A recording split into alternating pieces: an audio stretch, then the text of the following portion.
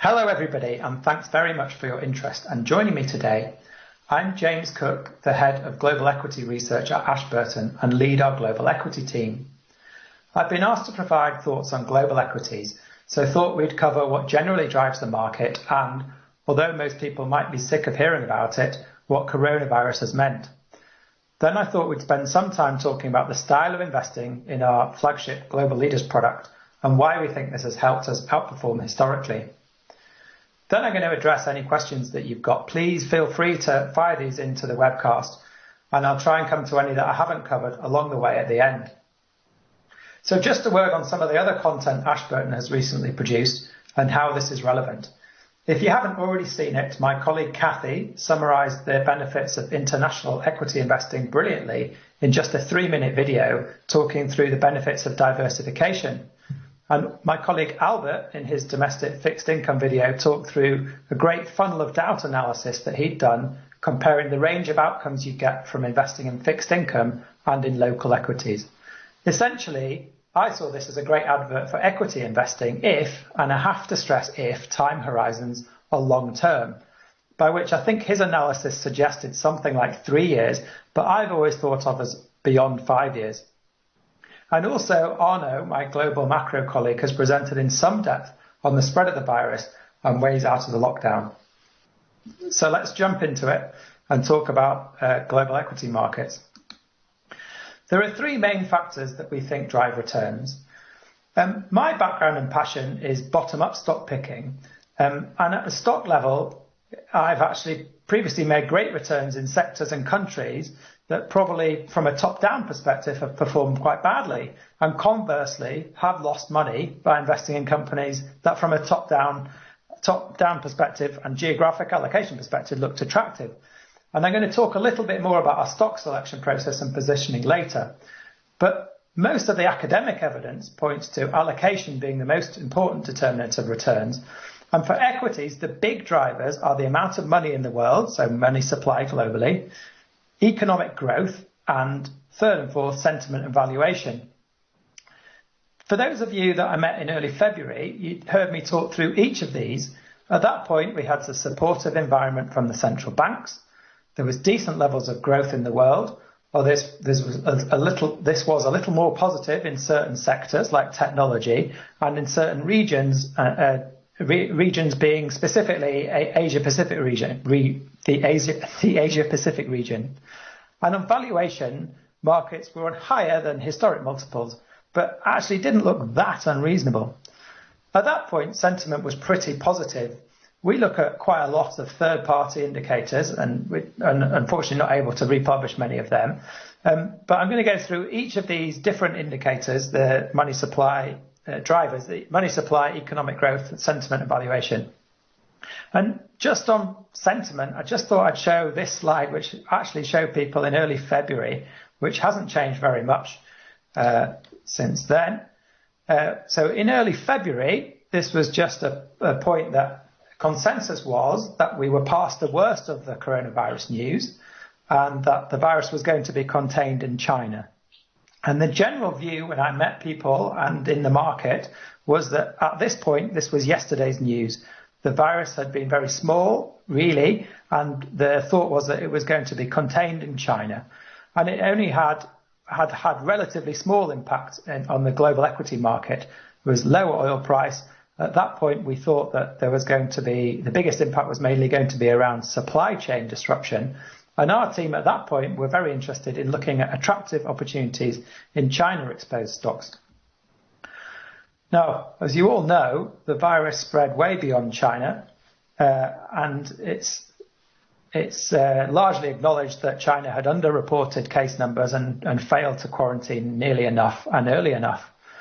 The spread to Italy, Spain and the UK sparked the World Health Organization declaring a pandemic. And it's had massive implications on each of the things that we look at: money supply, economic growth, sentiment and valuation. So on the next slide, I've borrowed one of Arno's slides. If you're not sick to death about hearing about the coronavirus already, I think the key takeaways are that efforts to reduce the spread do appear to have been effective in certain countries. And this gives credence to our central case, which is that lockdown efforts will begin to end when the spread is under control. Lockdown measures have been an attempt to prevent a humanitarian crisis, and the economic impacts of the lockdown measures have been enormous. I think governments are recognising that the effects are so great that lockdowns themselves can create humanitarian crises, and so are taking sensible steps to reopen economies. There's been huge strides in diagnostics along the way, which we really think will help. And there are over 1,000 clinical trials now on the World Health Organization's trial registry related to coronavirus. And we can talk a bit more about the outlook for vaccines in the Q&A session if anybody wants to. So this slide looks at the economic growth of the global index, and it's one of my favorite slides, but it's quite complicated to explain. I'd be really happy to answer any questions on this or indeed anything else at the end. So please feel free to write questions into the webcast and I'll get to them at the end. But rather than explain it in detail now, I just want to give some observations of this chart. So one thing is that sell-side analysts generally expect year-on-year growth, but normally their expectations are too high and over time they fall. Between 2011 to 2016, there was virtually no aggregate growth in earnings for the global index. And during this period of time, the market returned 50%. About a quarter of that was dividends and the rest share price growth. And that's 7% per year. So all of that was multiple expansion. In other words, it wasn't driven by aggregate earnings growth. It was just given by a re-rating of the amount people were prepared to pay for those levels of earnings. Now, I'm sure, as you know, that some sectors did very well. So the technology sector, for instance, which did see massive earnings growth, and some sectors did particularly badly. But I'm not talking stock specifics right now. I'll talk a little bit about those later on. You can also see some major events, the impacts that major events had on aggregate earnings expectations. For instance, you can see the global financial crisis caused a large push down in expectations. Trump's tax cuts, which you see sort of towards between 17 and 18, generated a boost to estimates. And you can see the effects that initially the outbreak of coronavirus had in February, saw a small downtick in expectations. And you can see now quite a lot larger expectations of falls in earnings. So 2020 estimates are now virtually back to the same as estimates were in 2017. And the index is actually back around the same level. And you can see the impact of earnings estimates for 2022 are actually very small, and about 10% impact for 2021 at the moment. So consensus is that from an earnings perspective, the biggest hit is going to come in 2020, which we broadly agree with. Now, the sell side can be a bit slow in factoring changes, but we do broadly agree with this. So now you could make an argument that the technology sector led the market and saw great earnings growth. But I think the big answer was that it was money supply that drove a huge amounts of this earnings growth. And this next slide shows the enormous amount of accommodative monetary policy that there was during this period of time. So the first chart that you can see is the federal funds rate. So this is how much the Fed is wanting to charge for money.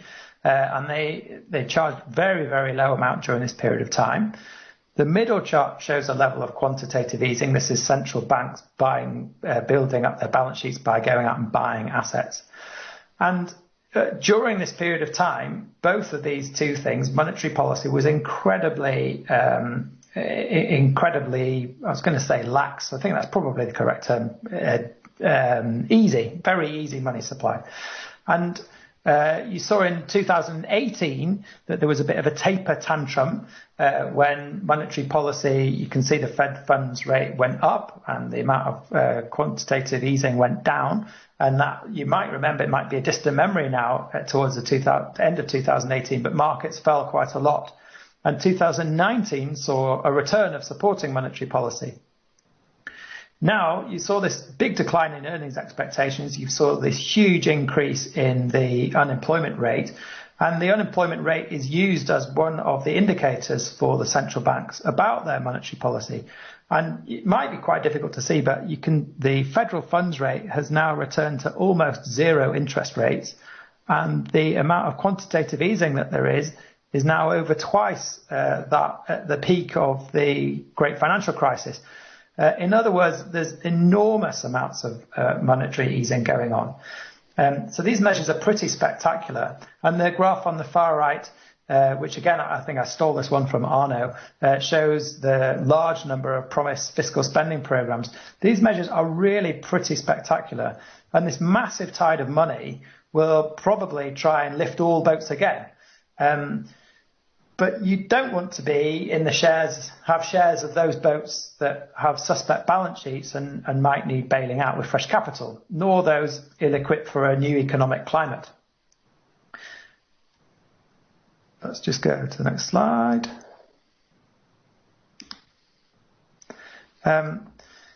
So we are moving on to a new normal. Some businesses are going to find life really tough for a while.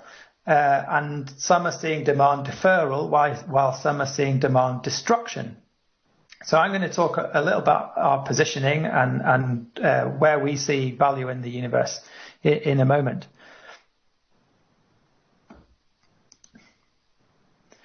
So this is just a market update in terms of the valuations of different sectors in the world. We tend to look through the world on a sectoral basis. And the return on equity that is generated generally in that sector, and long-term growth rates, which we're presenting those from MSCI here. Excuse me. You'll notice that the technology sector has, on the face of it, pretty high valuations, as does the healthcare sector, but you are getting good levels of return on equity, and similarly for staples. And it shouldn't come as a big surprise that when we come to look at our global leaders fund, that these are sectors that are well represented. And similarly, there are some sectors where you see fairly poor levels of returns at the moment, but maybe that's balanced by higher growth rates. So we'll come on to some of these sectors in a moment. I'm going to talk through our investment philosophy generally. We describe this as being macro and quality and focus. So what does that really mean? So macro is saying that we take a top-down approach, and that's absolutely the case. I would argue that we're also bottom-up, so I think we're both top-down and bottom-up. And we have a quality focus. Everybody bans around the world quality, so I'm going to talk in more detail about what that really means as well. And we talk about being focused, and that's really, for us, is talking about the need to have concentrated equity portfolios, have portfolios of funds, it's a generic term, not a particular product, that have exposures to the best ideas that we see. In terms of what macro means to us, we have a global macro forum where we discuss all sorts of different inputs. And this provides us with a macro view, and that can really help with how we think about the world and how we're thinking about positioning into different sectors and indeed different regions and currency exposures. And I said I would talk about what quality really means to us. There are essentially 5 elements of quality which I think are really important. The strength of the balance sheet is absolutely key. So this enables you to be able to invest in difficult times, also enables you to survive difficult times. And this is absolutely imperative at the moment because there's going to be a period of time when you're going to have pretty poor level of earnings for a lot of companies. Let's talk about steady and growing earnings. This is really about cyclicality. So we prefer to invest in businesses that are less cyclical. This is exceptional times. There are some businesses that we own that actually are benefiting from the coronavirus, and earnings will remain steady. There are many businesses that are going to see a short-term blip in earnings. But what we don't like to see is investing in sectors that see huge swings in the amount of earnings that they produce. We like to see companies that are value generators. So this is companies that are compounding their intrinsic value over time. So there's lots and lots of different terminology to describe the same thing here.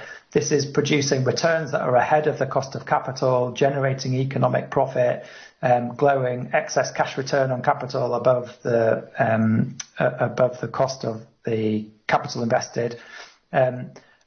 All of these things essentially mean the same thing, but it tends to be why that is the case, why are companies compounding intrinsic value over time, that is of real interest to us. And that tends to come from looking at the sustainability of the business model. So this is where you're really trying to understand why you're seeing these metrics, companies producing supernormal profits, and what is it that gives companies a sustainable competitive advantage. So that could be a scale advantage like Visa's payments network, which is twice as big as MasterCard, which again is multiples as big as many of the nearest competitors. Or it could be a company like Microsoft that spends a huge amount on research and development and gives it a huge competitive advantage. And finally, shareholder treatment. So I guess this would be the governance aspect of environmental and social thinking. And really, ESG investing is embedded into what we are doing, because when we're looking at the sustainability of business models, we're trying to understand how environmental impacts might change things for the company. And if they're doing anything socially that would be incorrect, then there's a way in which that can be factored into valuations. But shareholder treatment generally comes out in the governance part. We like to invest in companies where shareholders have a track record of being treated well. And then finally, on philosophy, we talked about focus, and this is just talking about the stock-specific risk and the risk for the portfolio. Once you get above 25, 30 stocks, the benefit tends to diminish. It's really best ideas sort of philosophy. So I'll go on to talk about our investment process.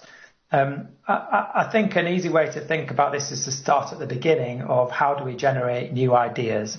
And these come from a variety of sources. To be quite honest, we're agnostic about how we come up with a great idea. We just really want to come up with great ideas. So we've run a multi-factor screen for a very long time. This looks at all sorts of different metrics, including share price momentum, interestingly. And this comes up with a list of stocks for us to potentially consider. We also look at some other screens, 4 different screens. In fact, these generally use one stringent measure and then 3 less stringent measures. So, for instance, a stringent measure of value and then less stringent measures of earnings, momentum, growth and quality. So I've talked about quality earlier. And these, again, come up with lists of companies for us to do further work on. But we can also come up with lists of other interesting ideas. Often that's because we've met companies, talked about their suppliers or their competitors or their customers. We all do a lot of reading, and we come up with thematic ideas as well. So this gives us a list of interesting ideas to look at. We then spend as long looking at that interesting idea as we think is necessary before deciding if we think it's worth doing further work. Often companies might come through the screening because there's been a one-off exceptional for a given year, for instance, and it can be quite quick to recognize that that's the case. Or there might have been a big change, for instance, a change in the share count, and that has not been picked up by the quantitative screening. But once we decide to do further work, we'll do some diligent analysis. We go back through report and accounts. We produce a financial model. We speak to the companies to try and make sense of them, to try and make sense of the big drivers for companies, and try and really get a great understanding of how the company has composed its guidance to the market. We then bring our ideas to the research meeting. We have a team with sectoral responsibilities, And we really try and put those ideas in the middle of the table and try and identify any areas that we may have made up front in our thinking and forecasting. And I think it's really important to have disagreement within an investment team so that we get more discussion. So if there's not any disagreement, we might actually try and make there be more disagreement. And this can be a bit of an iterative process because sometimes we think actually there's some more things that we need to think about before we would approve that company. It would go onto an approved list. We then, once a company's gone to the approved list, we then factor in what we're thinking from a macro perspective in order to come up with what we think makes a great investment portfolio. So we're both top down from the Global Macro Forum, which sets our global views and themes, and bottom up because we're doing fundamental analysis, generally looking for companies offering growth at a reasonable price. So for global leaders, because we're looking at mega cap companies, the screening universe ends up being about 1,500 stocks. And that's narrowed down to about 150 once we put some of these metrics in place. And then we conduct this detailed analysis and we end up with coverage of about 60 stocks with their buy list created. And we have a lot of regular team interaction and produce an awful lot of content.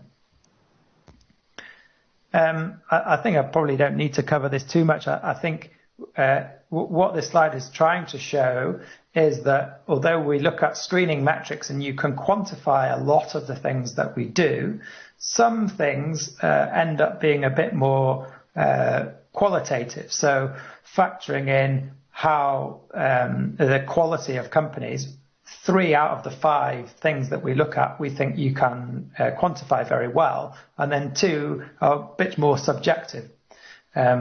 So we undertook quite a lot of back testing just to see why quality works, which elements of quality work. But the ultimate test is to see what the fund performance was like. And we can talk through that too. So yeah, so global leaders, I've mentioned we're looking at mega cap companies. We invest in up to 25 mega cap focused companies, and they generally have below average level of volatility. So this is a concentrated global portfolio of high quality companies. We have a long-term time horizon. We're looking at valuations over a long term and growth at a reasonable price. Our turnover tends to be about 25% per year. It was quite considerably higher in the first quarter of this year, which I think you would probably have expected given that markets were so volatile. As I said, we tend to look at things from a sectoral perspective. And I mentioned that healthcare we're very positive on. So you'll see that we have a higher weight in healthcare than the global market. Healthcare is good that I think people have almost unlimited desire to consume as wealth increases in the world, and there's constant innovation. It's a sector I enjoy analysing. The consumer staples sector, we showed again that this generates high levels of return in equity. You can see because we like investing in companies that are relatively uncyclical, this is a good fit with our style of investing. And information technology too. I think this is where we've seen a huge amount of growth. Of course, we're actually similar really to the market weighting there. And that's reflective of us really liking some companies that we hold. So Microsoft and Alphabet, for instance. But actually, the technology weight in the index includes an awful lot of technology companies which we think are on eye-popping valuations and can't really justify in our growth at a reasonable price. It's the reasonable price part we can't really justify there. So we don't have positions in the utilities sector or the materials sector at the moment. I think the utilities sector generally doesn't produce a level of equity returns that we would like to see. Very, very pleasingly, our allocation to different sectors so far this year has proved positive. So we were actually underweight financials for a period of time. Now we're equal weight. And in every one of these sectors, which is quite remarkable, apart from one, we've managed to allocate better than the global index. The one sector which we haven't called correctly is the energy sector, and I can talk in a little bit more detail about that if you'd like, maybe in the Q&A section. But really, really pleasing.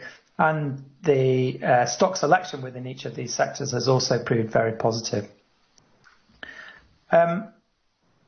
I've talked to many of you before about AstraZeneca and outlined what the investment case is. And I'm sort of fairly egregiously going to just produce two examples now of companies that we've talked quite a lot about. And it's really, what's brilliant is to see the investment cases playing out, because you could invest in companies and be lucky, or you could invest in companies and be good. So you can invest in companies and be right for the right reasons, and you can invest in companies and be right for the wrong reasons.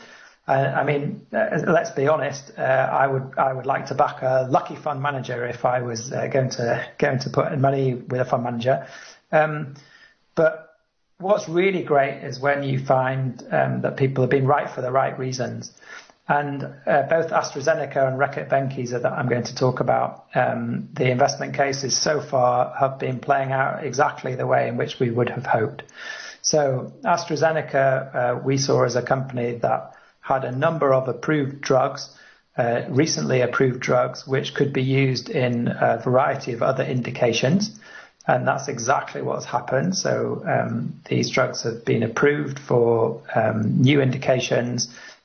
So a drug that works for one cancer somewhere will often work for different sorts of cancers. And it will also often be able to be used for earlier patients earlier in their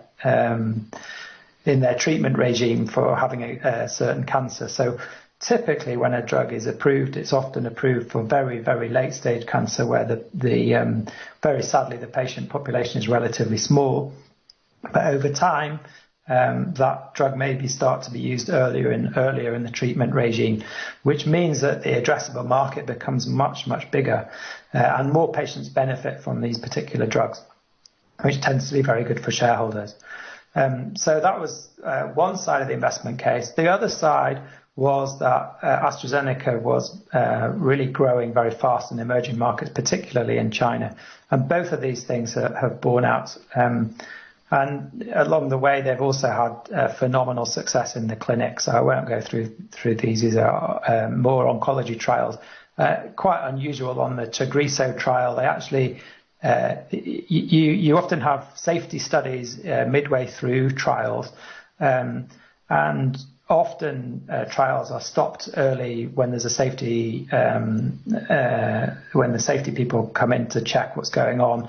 If they find that a drug is, dangerous, and quite unusually, they can also stop trials if there's overwhelming evidence of efficacy of the drug, and that's exactly what happened here for AstraZeneca. So hugely positive. I mean, out of interest on AstraZeneca, they are involved with the Oxford development of a coronavirus vaccine. Developing a vaccine is not going to move the needle for any of these big pharmaceutical companies, because they are really wanting to do this to benefit the world. And in the world wars, when antibiotics were first developed, actually lots of the American pharmaceutical companies clubbed together to help produce quantities of penicillin, to develop processes to produce penicillin without it being for a sort of full profit or a negligible profit basis. So AstraZeneca are in the midst of a trial for this, which I think is really fascinating. So we'll find out the results from that in probably 4 or 5 weeks. And that could be tremendously positive for the market as a whole, because tremendously positive for humanity. But I think to provide an element of certainty to the market would be great. So, sorry, AstraZeneca was an example of an investment that we have. It's doing very well. It also has another drug which is being trialed to help with people who have been infected with coronavirus and to try and stop their lungs filling with fluid. And that's an interesting thing in itself. But the core essence of why we invested in AstraZeneca is playing out brilliantly. This is probably, of large cap global pharmaceutical companies, this has probably got the best growth profile going forwards. And Reckitt Benckiser is a company that we looked at for a long time. The company had huge issues historically. So I remember meeting the CFO after they'd been hacked and they'd had a big virus impacted the whole, a different sort of virus, impacted the whole company, financials and all their computers. I remember him saying they had to run out and go and buy a whole load of Apple laptops so that they could get their manufacturing facilities up and running again. And they had also done a acquisition of Mead Johnson, which was largely a baby milk company for China, was the core part, and they massively overpaid. And they'd also had problems because they had invested a lot of money in a particular shoal foot file. And I think really they'd taken their eye off the ball a lot. So they were seeing loss of market share. Then the company announced that they had a new chief executive. And we were really quite excited at this point because we thought this was a company that had been underinvesting in brands and had the potential to turn things around. And in the meantime, had not been was on a considerably lower multiple than sectoral peers. So we bought into this firm, and we have been slightly lucky here because the company makes a number of health and hygiene products which are seeing a massive increase in sales because of the coronavirus and the big increase in cleaning and hygiene. So just on to performance, the Global Leaders Fund is now outperforming over a 1, 3 and 5 year basis. I think what's pleasing is that we've done this in the way in which we thought that we would. So the fund, the pattern of performance that you would expect from this is to keep up generally with the investment market, with the market while the market's going up or at a reasonable pace, and then to perform quite strongly relative to the market when the market's going down. So I know it's not a particularly sexy thing to do to lose less money than peers, but over the long run, this has proved to be a great investment strategy. And we hope that that's what will continue going forwards. And we've got a lot of faith in the process that we have. So I'm going to stop there and try and get to some of the questions that you've asked.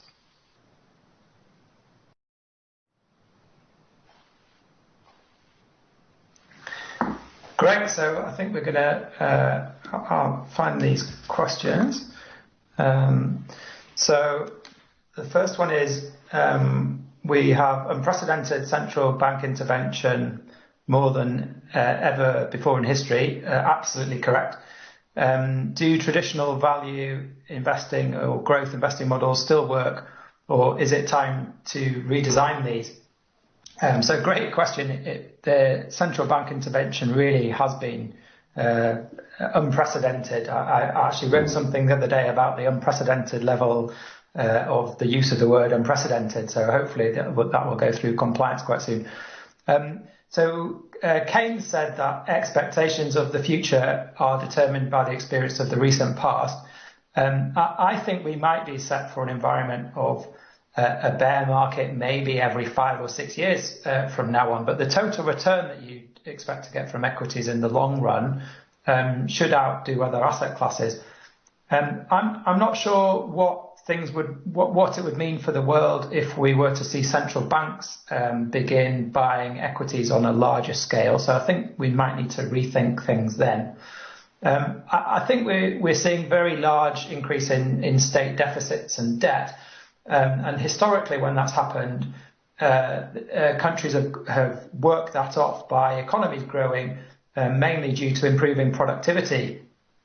So I think it might mean that we end up with perhaps less political stability in some developed markets, and a return to more forced productivity growth. We know there's going to be a vaccine, and the world will then, at some stage, return to, well, I believe there's going to be a vaccine, the world will return to sort of 3% real GDP growth. And in most environments, that's really good environment for equities. If there's a little bit of an element of inflation, then equities are a good asset class to be in. I guess much of traditional finance theory is based on the concept of there being a risk-free rate. At the moment, some bonds are really offering return-free risk. When we think through valuations, we think these distortions will be ironed out over time. And in the valuation tools we use, we try and use long-run risk-free rates. So what we think risk-free sort of ought to be. So please feel free to ask questions. I don't have many in my list. So the next question is, I mentioned that oil was the only sector allocation that's been disappointing.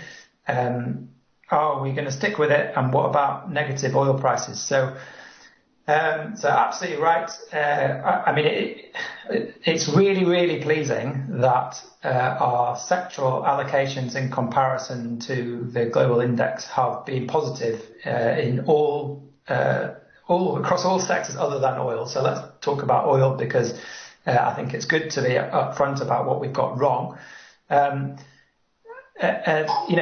To address some of this is the reasons why we were positive on oil at the beginning of the year. We thought that there had been a depressed demand environment and that was going to recover. The coronavirus has reduced demand significantly. So we first saw this, and remember the slide I showed about what was going on in China when I came out in February to South Africa. Initially, this was due to a reduction in the use of oil in aviation fuel. So globally, the world uses about 100 million barrels of oil per day. Aviation is about 6 million barrels. And there'd been a bit of a reduction in the amount of people flying around. So that had reduced demand a bit. And then China's lockdowns reduced demand a bit. So we saw the oil price fall a bit. We then saw it fall a lot more because the Saudis and Russians literally added fuel to the fire. I think what Arno's words the other day. And we saw a tremendous reduction in oil. We saw a huge increase in production, which led to a reduction in oil price. And then we've seen the effects of lockdown, which have massively reduced the amount of oil being consumed in the world.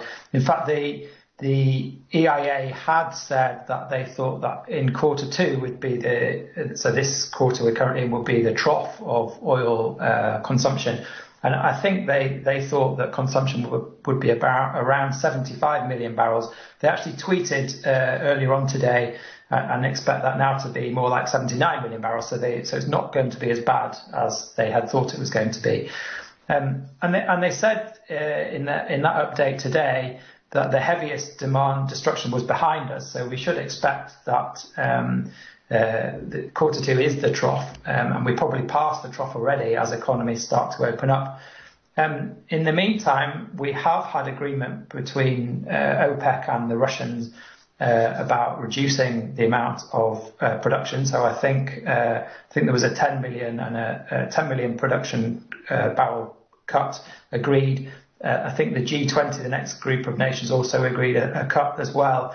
And then US and Canadian capacity has been coming out of the market. So this is the producers, high-cost producers in the US who find it uneconomic to produce at these levels. So 3 million barrels have already come out there, and another 1 million barrels is predicted to come out by the end of June. So the demand-supply picture is improving dramatically. Now, the reason why we actually had negative oil prices was quite technical. I sort of wish Kathy could jump on here because she would tell you all about this brilliantly. But this was the Western Texas Intermediate price. So a couple of different benchmarks in the world. Brent is one, and West Texas Intermediate WTI is another one. And this, importantly, is a physically settled agreement. So there are, I think, 10 or even 20-fold amount of investors in the Western Texas Intermediate that are actually prepared to take physical delivery. And it was a very unusual thing because this negative pricing came about because there wasn't the storage capacity to actually take the oil. So I think the people who had the capacity knew that there was an awful lot of people who needed to offload their oil contracts to take physical delivery. So it's not what we saw in the rest of the world. And also the delivery all happens on one day in a particular month. So that's why the oil prices were negative. So that's not what we're seeing on the futures curve. So are we going to stick with it? Yes, we would not like to recommend that people invested in a basket of oil stocks, because there are going to be some oil companies, particularly I mentioned these shale oil companies in the US that are high cost producers that we don't think will do very well and are going to need fresh capital and are probably going to need to leave the market possibly forever or for a prolonged period of time. But the oil companies that have sufficiently strong balance sheets, so we hold Shell and BP, we believe are going to come out of the other side of this economic valley. Now, you could make an argument that you shouldn't invest in oil and gas companies, hydrocarbon companies, because of environmental considerations. And so then you just highlight that both BP and Shell are amongst the leading companies in the transition towards becoming green energy companies. So yeah, we will continue to stick with that. Within the fund, we actually purchased more Shell at the very, very trough. I think we almost got the intraday low back in March, and then because of the big rally we saw in the share price, trimmed it back a bit. But we are and will continue to be overweight for the near term. So I still don't have many questions. Okay, so the next one. What's the view on listed property? So we don't come across many listed properties that have fulfilled our quality criteria. Often many of them carry a lot of debt. Having said that, they're normally... In normal times, you would expect them not to be quite so cyclical. Many of the property companies have exposure to retail are going to see a significant issue in the near term.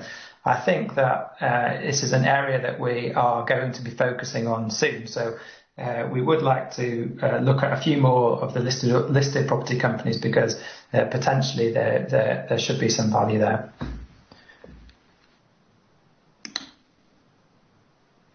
Okay. Do I think past quantitative easing measures have made the markets more fragile during this time?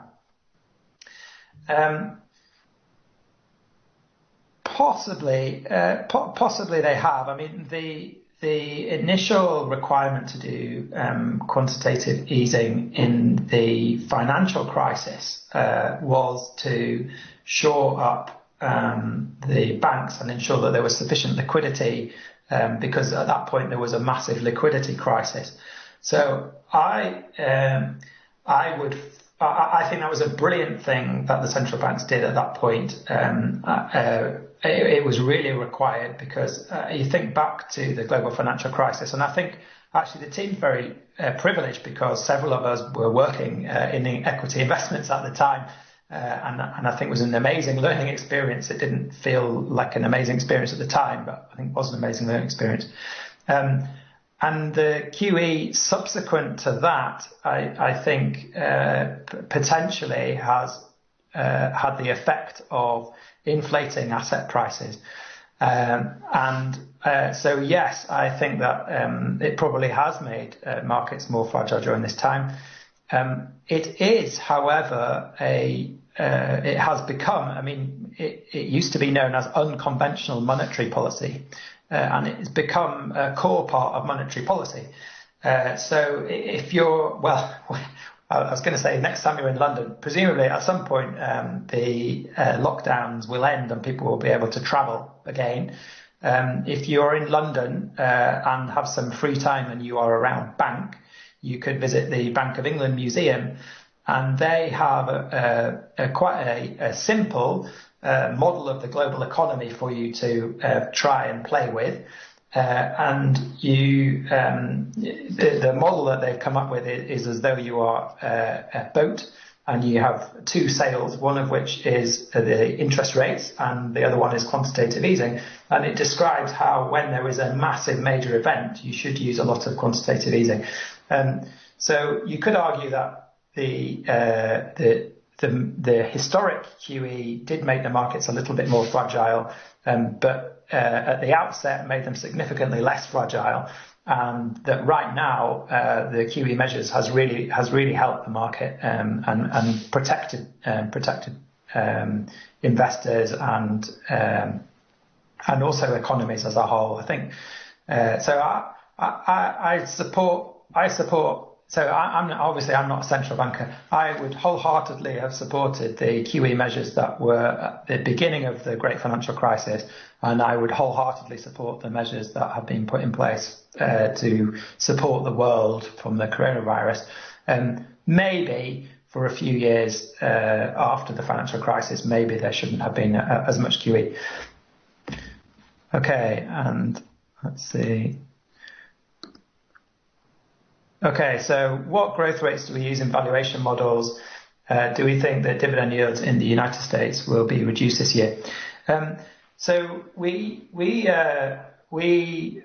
divide the world into different sectors, and we look at sectors ourselves.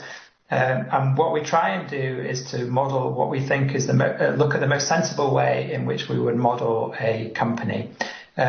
So analysts are forced to explicitly give their forecast for the next 3 years, and then after that they could do a terminal growth rate, or they could do a longer time period of explicit modelling. So we are doing things on a company specific basis. If we're looking at long run, so the answer is it's very dependent on the company, because we're trying to work out what we really think that company's growth will be. If we're looking at a company that's growing in line with GDP, then we would expect a long run growth rate to be of the order of 2.5% to 3% real. Do we think dividend yields in the US will be reduced this year?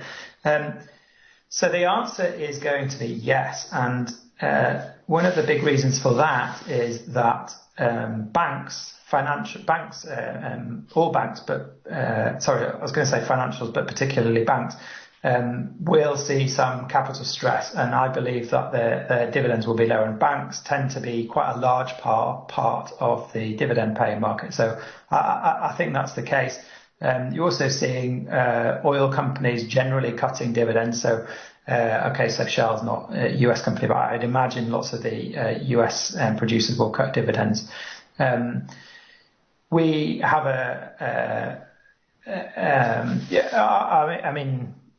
so I think I've answered that. Let's see if there's any more questions. Okay, with the global shutdown, people notice significant environmentally positive impacts. Absolutely. Will this cause more of a focus on ESG investing going forwards? I think that is a very astute question. I think that you've seen a lot of people talking about the benefits to the world at the moment. I think the trend has been there for a while to invest and have more of a focus on ESG. So probably yes. Now, you have to think about what level of returns you can actually generate. Historically, the tobacco sector, I guess people would have thought of as hugely unpopular from an ESG perspective. And actually the tobacco sector, up until the rise of alternative tobacco products and increasing levels of legislation, delivered sort of outstanding levels of reward to shareholders. And that's a balance of people not wanting to invest and therefore the price being low, so the dividends being high. So there's a bit of a trade-off. So definitely on the environmental side, I think the social and governance side, I don't think that there's much impact there really. So I think there is more of a focus. I think there's just been a more of a focus generally anyway. And we are, in our global equity team, embedding ESG considerations into the stocks that we own.